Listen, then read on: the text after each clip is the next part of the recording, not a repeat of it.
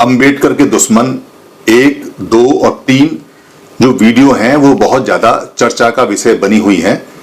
खासतौर से जो अंबेडकर के अनुयायी हैं या अंबेडकर के प्रबुद्ध लोग हैं वो बहुत ज्यादा इसको अप्रिशिएट कर रहे हैं और कह रहे हैं कि यही एक रास्ता है जिससे कि अंबेडकर की पूरी फिलॉसफी को या सिद्धांत को फिर दोबारा से अच्छी तरह से आगे बढ़ाया जा सकता है।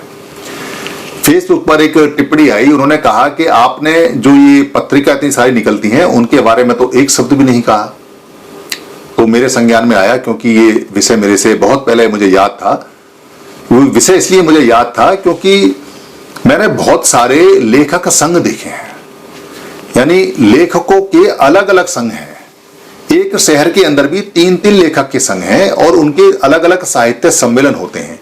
वो साहित्य का बाजार लगाते हैं, साहित्य की दुकान लगाते हैं, साहित्य का प्रचार करते हैं। अमूमन वो प्रचार करते हैं, एक संगोष्ठी रखते हैं, संगोष्ठी में जो उनके जानकार होते हैं वो आते हैं और जो दूसरे जो लेखक हैं संघ हैं वो नहीं आते। ये बड़े शर्म की बात है कि लेखक जो जिसको अनडाउटली यानी कि बिना संदेह के समाज ये मानता है कि ये हमारा प्रबुद्ध जीवी है, बुद्धिजीवी है, यानी उसको प्रबुद्ध जीवी मानते हैं और बुद्धिजीवी मानते हैं। वो लेखक संघ भी अलग अलग है, मतलब लेखक संघ के भी टुकड़े हैं। कैसे लेखक संघ है? ना प्रबुद्ध है और ना बुद्धिजीवी है। अगर बुद्धिजीवी होंगे या प्रबुद्ध होंगे तो अलग अलग क्यों होंगे? छोटा सा बच्चा भी अगर इस बात को कहेगा समझेगा तो फौरन कह देगा। अगर अलग अलग है तो फिर संघ कहां हुआ? लेखक संघ बनाया और लेखक संघ में सारे संघ नहीं है, आपों में भी मतभेद है। यानी कि आप फील्ड वर्क में जो लेखन का कार्य करते हैं, जो बाबा साहब की फिलॉसफी के ऊपर लिखते हैं, जो बाबा साहब के साहित्य के ऊपर लिखते हैं, या बुद्ध के या फूले के या कबीर के साहित्य के ऊपर लिखते हैं, या महापुरुषों के साहित्य के ऊपर पढ़ते हैं, ज्ञान देते हैं और लोगों को एक राह दिखाते हैं, आप कैसी राह दिखाएंगे? आपके तो अलग अलग संघ हैं, अलग अलग विचार हैं, अलग अलग तरह से आप काम कर रहे हैं। पूरे भारत में मैंने ये ध्यान लगाया कि कहीं कोई अखिल भारतीय लेखक संघ नहीं है समण लोगों का। नाम क्या रखते हैं? दलित सम्मेलन।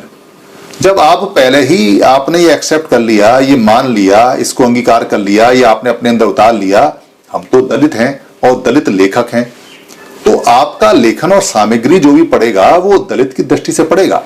और दलित जो शब्द आप बताएंगे, उसका जो आंसर बताएंगे वो दबा हुआ होता है, कुचला हुआ होता है। तो आप कुचले हुए, दबे हुए लेखकों का संघ है, तो आप ऊपर उठने वाले लेखकों का संघ तो है ही नहीं। तो आप कैसे किसी को, आपका तो शब्द ही खराब हो गए, आपकी तो शुरुआत ही खराब हो गई। आप अगर 100 साल तक भी काम करेंगे तो जो दलित है, दबा हुआ है, वही काम करेंगे आप। आपने तो शुरुआत ही वो कर दी है कि जहां से आदमी उठ ही नहीं सकता। किसी को अगर गरीब दास बोल दिया, गरीब दास कहते कहते जीवन चला गया, वो कभी अमीर दास नहीं बन सकता। तो नाम ही गरीब दास है, वो उसी में रम जाएगा, उसी को एक्सेप्ट कर लेगा, उसी को अंगीकार कर लेगा। बड़े ताज्जुब की बात है। बहुत ज्यादा कोई अगर कुछ आगे कुछ शब्द लिखना चाहेगा तो वो कुछ ऐसा शब्द लिखेगा जिसका कहीं दूर दूर तक आता पता नहीं है। ये जो बुद्धिजीवियों के संघ हैं, ये अलग अलग होने से, क्योंकि उन्होंने फेसबुक पे लिखा तो मुझे क्लिक किया कि ये सब्जेक्ट बहुत पहले मेरे दिमाग में आया था, अब इसका समय आ गया है। क्योंकि सभी लोगों से अगर हम ये कह रहे हैं कि आप सब संगठित एक हो जाइए, तो बुद्धिजीवियों को तो नहीं छोड़ सकते, प्रबुद्धों को तो नहीं छोड़ सकते। या तो वो अपना टैग जो उन्होंने लगा रखा है या जिसको लगा के घूमते हैं और जो उन्होंने आगे पीछे पदवी लगाई हुई है, या तो उनको छोड़ें या वो इस बात को स्वीकार करें कि वो इतने काबिल नहीं है कि ऑल इंडिया का साहित्य का, बाबा साहब के साहित्य का या बुद्ध के साहित्य का या महापुरुषों के साहित्य का या जो समण साहित्य है पुराने समय का, उसको वो छान सकते हैं, उसके साथ रह सकते हैं और पूरा एक बना सकते हैं। पत्रिकाएं बेशक आप 100 निकालिए, अगर आपको 100 निकालनी है, मगर निकालिए एक संघ से, एक समूह से निकालिए। उनके अलग अलग टॉपिक हो सकते हैं, अलग अलग सब्जेक्ट हो सकते हैं। कोई पत्रिका घरेलू हो सकती है, कोई पत्रिका बिजनेस की हो सकती है, कोई वैचारिक हो सकती है, कोई धम्म की हो सकती है, कोई युवाओं की हो सकती है, कोई खिलाड़ियों की हो सकती है, कोई टीवी चैनल बिजनेस की हो सकती है, कोई किसानों की हो सकती है, कोई बेरोजगारों की हो सकती है, कोई मिश्रित भी हो सकती है। मगर आप एक जगह से निकालेंगे तो आपका खर्चा कम होगा, लोग उसमें ऑथेंटिक चीजें मिल जाएंगी। आप अलग अलग दिखा के क्या कहना चाहते हैं कि आप अलग अलग हैं और बाबा साहब के संगठित काम को कर रहे हैं? अब तो छोटा बच्चा भी इस बात को समझ रहा है कि जो बाबा साहब के नाम से अलग संघ बनाता है वो बाबा साहब का काम नहीं कर रहा, वो अपना काम कर रहा है, क्योंकि बाबा साहब का काम तो बढ़ ही नहीं रहा। अगर आपने एक संघ बनाया होता, एक जगह आपकी पत्रिका चल रही होती, एक जगह आपकी किताबें चल रही होती, एक जगह आपका पब्लिकेशन होता, एक जगह आपका पब्लिकेशन हाउस होता और उसकी 1000 ब्रांचें होती, इसकी 100 ब्रांचें होती पूरे देश में, हर गांव में ब्रांचें होती, तो अब तक तो ये साहित्य संघ दुनिया का सबसे बड़ा साहित्य संघ बन जाता और दुनिया में इसकी लाखों किताबें हो जाती, क्योंकि आप सब अलग अलग किताबें लिख रहे हो, आपकी इकट्ठी किताबों का कोई भी कहीं भी जिक्र नहीं है।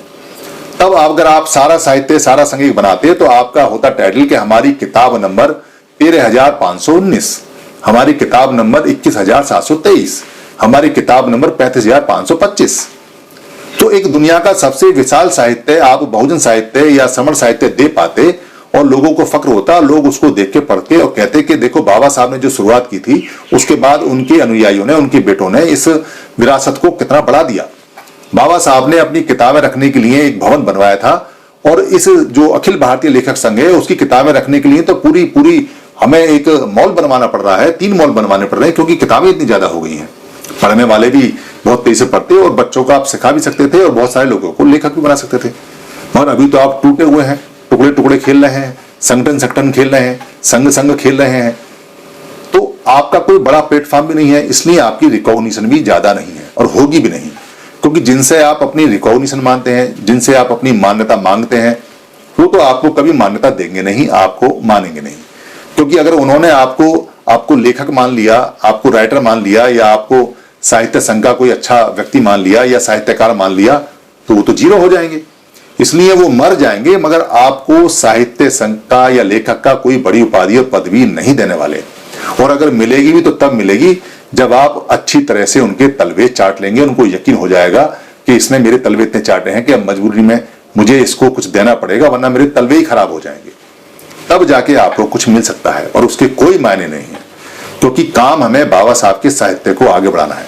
बाबा साहब की 40-45 किताबें हैं जो सरकारें छापती हैं, मगर हमारा कोई भी पब्लिकेशन हाउस ऐसा नहीं है जो कम रेट पर, कम पैसे पर, या जैसे ताइवान के अंदर फ्री किताबें आती हैं ऐसी किताबें हम अपने बच्चों तक या लोगों तक पहुंचा पाए।